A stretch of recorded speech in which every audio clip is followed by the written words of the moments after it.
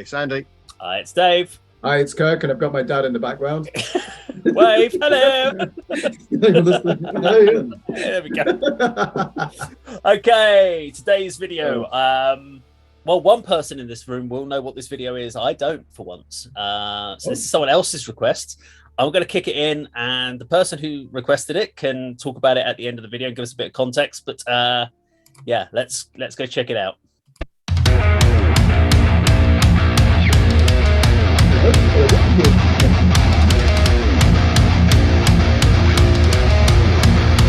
Wavebreaker!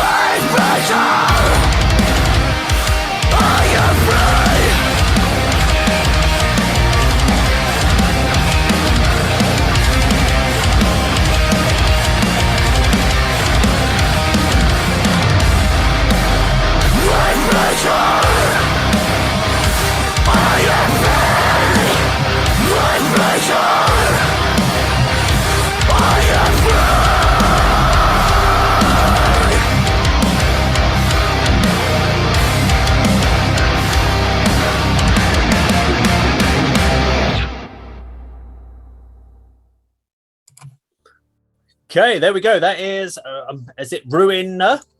I believe so, yes. So, and the song was Wavebreaker. Andy, this was your request, so you're going to go last on the feedback on this one, if that's okay. And then me and Kirk will go first. I'm going to kick this one off with my initial thoughts on. It wasn't what I was expecting from you, Andy. I have to be honest. Yeah, no. I was like, okay, this is far. This has got way too many BPMs for you. It's way too fast. How are you enjoying this, Andy? If this is way too enjoyable and upbeat for you, there's no doom rip vocals or anything. This guy's singing in a clean vocal tone. I actually really like the track. I thought it was really good. Well, I was going to say well produced as far as the actual structure of the song. I do think you lose a lot of those clean vocals at the beginning part of the song. I guess it was an intentional effect that he's trying to do of like whispering through the vocals, but you only really pick up the end parts of it. I had to like really clamp the headphones down to try to get that to come through. And I actually thought, I didn't realize there was a heavy vocalist until obviously a little bit in. Then he comes in, and I was like, oh, so there's another vocalist in the band. Cool. There's another band that's gone down. It looks like a rehearsal studio they've shot their video in. And they've used a weird effect which I hate in videos, which is it's a variety of a distortion effect, effectively to give you movement. But the problem with it is the singer or the guitarist singer basically looked like one of those evil geniuses at one point because his head just becomes massive at the top of the screen. Those strange mirrors that accentuate. And unfortunately, that effect, when you do this movement effect, which basically gives you slight movement on the screen, it distorts the top and the bottom. So what I guess they did is when they shot the actual video, they had a little bit of movement, then realized they were too static in their shots and wanted to add some sort of natural swing.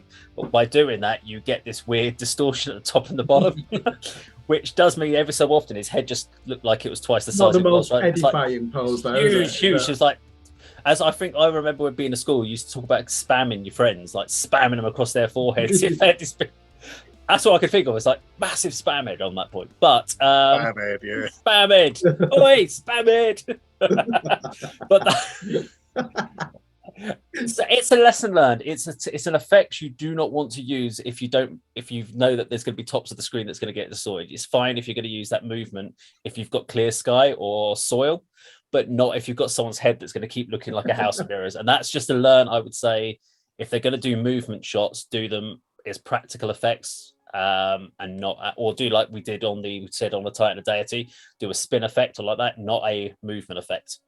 It's a kind of slightly different. So that was just me picking up on the video itself. Apart from that, I liked all the different shots they did in there. I liked the vibe of the track. So yeah, good track from there. I've never heard of them, but I thought it was a good song. Kirk?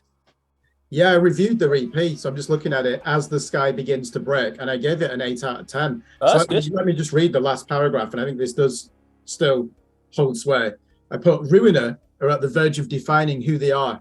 How they structure a full-length record and balance out their chunky neo-thrash with songs of greater variation and depth will be the challenge that makes or breaks them in the future. On the evidence here, they should have no problems moving forward on their own, like the Wavebreakers they want to be. So yeah, great song. So it's called Hard Lake, the multi-instrumentalist, the guy with the 50 pence head. Right. That unfortunate fact. Great, really talented musician is Harv. I've actually worked out that T-shirt he was wearing is a Tyneside metalcore band called Rituals. So we'll not mix them up with the Hertfordshire band Ritual. Okay. Yeah, do you know what I like about that? I just thought, okay, down-tuned metalcore. This is going to be predictable. It's not. Did you pick up on the? I don't know if it's intentional. It almost goes in a Megadeth Holy War's Punishment Due direction. That riff in the towards the end. I'm just expecting to hear Dave Mustaine come in and say, "Brother will kill brother, still across the land." So I love that because you don't expect to hear classic thrash when you're using guitar tunings like that, do you? No. So they really surprised me. I definitely liked their EP, and when the full-length album comes out, I will be keen to analyze that, and they can definitely expect a good 800-word review of that because they deserve it. The drums, excellent. Dave, sometimes you're critical of that, aren't you, for being too clicky? That double kick groove. That was good. Following the palm muting, I love that sound. No, that was done well. That wasn't overdone. It wasn't like they choked down on. There's a habit, I think, where people put on their noise gate so that they don't allow too much bleed to come through from guitars and stuff. Yeah. So they're gonna they don't allow a little bit of sustain from that guitar to come through, whereas these guys allowed that. Yeah. So they're like, and you're like, that's cool. It's when they go, I'm like, it's an effect I really don't like in guitars. But I couldn't find any criticism in that song. I was trying to, but and I do. I always look for something to kind of pick on, and all I could pick on was a spam head. So that's sorry, we're being harsh on him. Yeah, and to tell you what, the contribution Chris Owens is called. You know, the guy with the long hair who came in with the more aggressive hardcore vocal. That really adds so much to the song, doesn't it? As well. I'm again, you're surprised that where's he come from? And there was only one. Did you see though? Sorry, Chris. There's one moment where you can tell he's waiting for the camera, where they're saying, "Okay, we're recording." He's almost like waiting for the cue, isn't he, to come in on the vocals? Probably needed to edit that out, but he fantastic. And you know, Harv, this started out as a solo project, him in his bedroom, and fair play to him. He's gone out and got these musicians in. They're now a touring band. They did a joint tour with that Tyneside metalcore band Rituals, so they're creating a bit of a scene. You know, those bands.